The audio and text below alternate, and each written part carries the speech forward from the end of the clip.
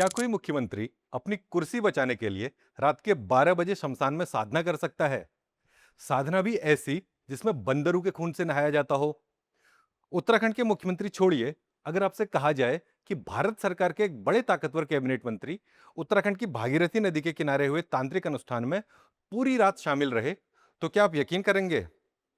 क्या आप उत्तराखंड के उस रिपोर्टर का नाम जानते हैं जिनकी वजह से ब्रिटेन की प्रधानमंत्री मार्gaरेट थैचर पर जादू चलाने वाले चंद्रा स्वामी को तिहाड़ जेल की हवा खानी पड़ी थी?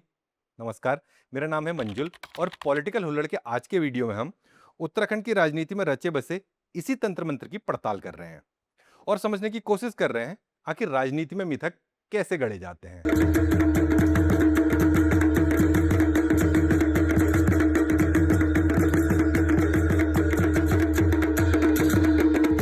वैसे क्या आपको लगता है कि मंत्रियों को मिलने वाला कोई सरकारी बंगला इतना मनहूस हो सकता है कि उसमें रहने वाला कैबिनेट मंत्री कभी अपना कार्यकाल पूरा नहीं कर पाता है? सरकारी बंगला छोड़िए, क्या ऐसा कोई कैबिनेट मंत्री पद भी हो सकता है जिस पर रहने वाला अगला विधानसभा चुनाव ही नहीं जीतता है?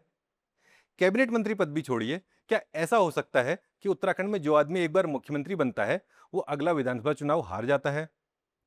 उत्तराखंड के राजनीतिक गलियारे में इस तरह के न जाने कितने राजनीतिक गणित के सूत्र गूंजते रहते हैं।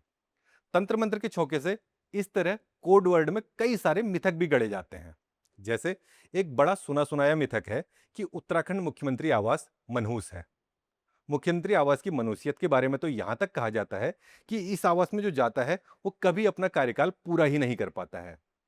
क्या आपने कभी यह सोचा कि करीब 18 करोड़ की लागत से देहरादून की सबसे खूबसूरत 10 एकड़ की जमीन पर बने पहाड़ी आर्किटेक्चर के भवन के बारे में ऐसा मिथक चलाकर कुछ छिपाया तो नहीं जा रहा है?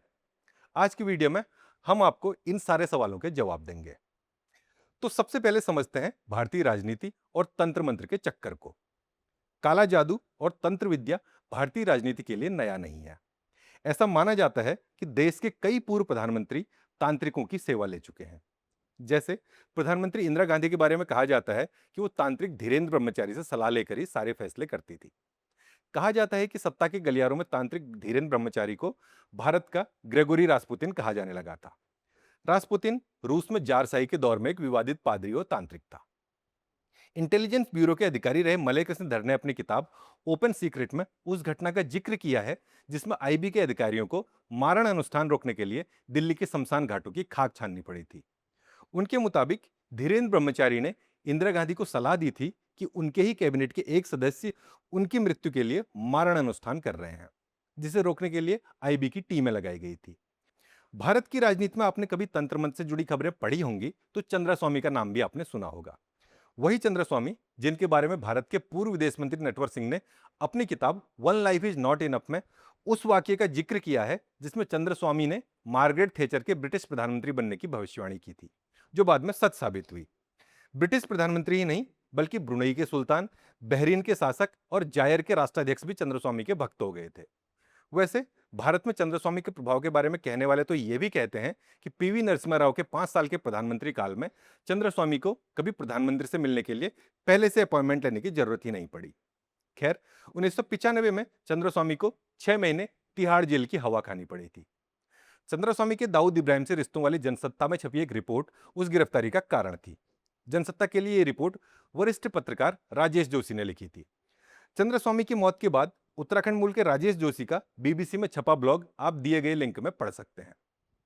कुल मिलाकर भारत की राजनीति में तंत्र मंत्र का एक खेल पुराना है।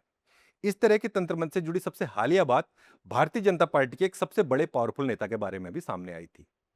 कहा गया था कि 2019 में केंद्रीय मंत्री ने उत्तराखंड की गुप्त यात्रा की थी और भागीरथी के किनारे हुई तांत्रिक अनुष्ठान में पूरी रात शामिल होने के बाद तड़के दिल्ली रवानगी की। उत्तराखंड के शुरुआती मुख्यमंत्री रहे एक भारतीय जनता पार्टी के नेता ने भी उनकी मृत्यु के लिए हरिद्वार में तांत्रिक अनुष्ठान किए जाने का आरोप लगाया था। इस तरह की बातें सिर्फ भारतीय जनता पार्टी के नेताओं के बारे में ही नहीं है। कांग्रेस के एक मुख्यमंत्री के बारे में उनके एक सबसे करीबी नेता कहते हैं कि उन्होंने मुख्यमंत्री की कुर्सी के लिए हल्द्वानी की किसी शमशान में विकट तांत्रिक अनुष्ठान किया। उत्तराखंड की राजनीति में अक्सर इस तरह की बातें उड़ती रहती हैं। मुख्यमंत्री की कुर्सी के भाग्य से जुड़ी खबरें तो उत्तराखंड में सालों साल बनी रहती हैं। जैसे कांग्रेस नेता हरीश रावत के मुख्यमंत्री रहते समय शक्तिमान घोड़े के पुतले का किस्सा आज भी राज ही है। दरअसल शक्तिमान उत्तराखंड घुड़सवार पुलिस का एक प्रशिक्षित 13 बरस का घोड़ा था। भाजपा की रैली के दौरान घोड़ा गंभीर रूप से घायल हो गया था। रैली के दौरान लगी चोटों के कारण सफेद रंग के काठियावाड़ी घोड़े शक्तिमान की बाद में मौत हो गई। शक्तिमान की मौत के बाद मुख्यमंत्री ने आनन फानन में रिस्पना पुल का नाम बदलकर शक्तिमान करने की घोषणा कर दी थी। इससे प्रेरणा लेकर पुलिस ने भी अस्तबल के बाहर शक्तिमान की मूर्ति लगाने की ओर कदम बढ़ा दिए थे, लेकिन मूर्ति नहीं लगी। बाहर बाहर इसका कारण सोशल मीडिया में दिख रहा विरोध बताया गया, लेकिन अंदर की खबरें कुछ और ही कहती हैं। कहा जाता है कि हरीश रावत ने ज्योतिष बेजान दारूवाला की सलाह मानकर इसका उद्घाटन नहीं किया था। वैसे हरीश रावत की विश्वास मानने की यह पहली घटना नहीं थी। इससे पहले विधानसभा में फ्लोर टेस्ट के दिन हरीश रावत अपने हाथ में कोई चीज रखे हुए नजर आए थे। पूरे समय एक हाथ में उसे लिए हुए घूमते हरीश रावत की तस्वीरों ने भी खूब सुर्खियां बटोरी। उत्तराखंड के मुख्यमंत्री आवास के मनहूस होने की खबर ने भी हरीश रावत के कार्यकाल में ही जोर पकड़ा था। देहरादून के सबसे सुंदर इलाके में एनडी तिवारी के समय एक भव्य मुख्यमंत्री आवास की घोषणा हुई थी। जनरल बीसी खंडूरी के समय पहाड़ी आर्किटेक्चर में करीब 18 करोड़ की लागत से एक भव्य मुख्यमंत्री आवास बना, जिसमें प्रवेश करने वाले पहले मुख्यमंत्री हुए रमेश पोखरियाल निशंक। अब मुख्यमंत्री निशंक के बाद बीसी खंडूरी और विजय बहुगुणा दोनों भी इस भव्य आवास में रहे, लेकिन तीनों की कॉमन बात यह रही कि तीनों अपना कार्यकाल पूरा नहीं कर पाए। भले ही हरीश रावत इस बात का खंडन करते रहे कि भव्य मुख्यमंत्री आवास में उनके प्रवेश का कारण यह डर नहीं है, लेकिन मीडिया ने इसे अपशकुनी घोषित कर दिया। 2017 में भाजपा के मुख्यमंत्री त्रिवेंद्र सिंह रावत ने इस मुख्यमंत्री आवास में प्रवेश किया था। वास्तु के हिसाब से मुख्यमंत्री के प्रवेश से पहले आवास में मौजूद स्विमिंग पूल ढका जा चुका था। प्रवेश के कुछ ही दिनों बाद मुख्यमंत्री ने बंगले में एक गाय और एक बछड़ा बांध दिया। मीडिया के गलियारों में खबर उड़ी कि ज्योतिष सलाह पर त्रिवेंद्र सिंह रावत ने यह कदम उठाया था। अगले 3 सालों में लोगों को लगने लगा कि अब मुख्यमंत्री आवास पर लगा अबजस हट जाएगा, लेकिन चौथा साल खत्म होने से पहले ही त्रिवेंद्र सिंह रावत भी अधूरे कार्यकाल वाले मुख्यमंत्रियों की सूची में शामिल हो गए। उनके बाद मुख्यमंत्री बने तीरथ सिंह रावत ने हरीश रावत की राह पकड़ी और कभी मुख्यमंत्री आवास में नहीं घुसे। इसके बावजूद कुर्सी 3 महीने से ज्यादा न टिक सकी। तीरथ सिंह रावत ने इस आवास को कोविड सेंटर खोलने तक की घोषणा कर दी। राज्य में कमजोर नेतृत्व पर सवाल उठाने के बजाय मीडिया ने यह मिथक गढ़ दिया कि जनता के टैक्स के करोड़ों की लागत से बना मुख्यमंत्री आवास अपशकुनी है। वर्तमान मुख्यमंत्री पुष्कर सिंह धामी ने इस आवास में प्रवेश से पहले 7 दिनों तक धार्मिक मंत्रों का जाप करवाया। मुख्यमंत्री आवास में सकारात्मक ऊर्जा फैलाने की जिम्मेदारी संभालने वाले पंडित संतोष खंडूरी के हवाले से न्यूज 18 ने अपनी वेबसाइट में लिखा, हमने आवास को किसी भी नकारात्मक ऊर्जा से मुक्त करने के लिए महामृत्युंजय, रुद्री और चंडी जैसे धार्मिक मंत्रों का जाप किया और वास्तु से जुड़ी कुछ कमियों को ठीक किया है। संतोष खंडूरी अब उत्तराखंड सरकार में राज्य मंत्री हैं।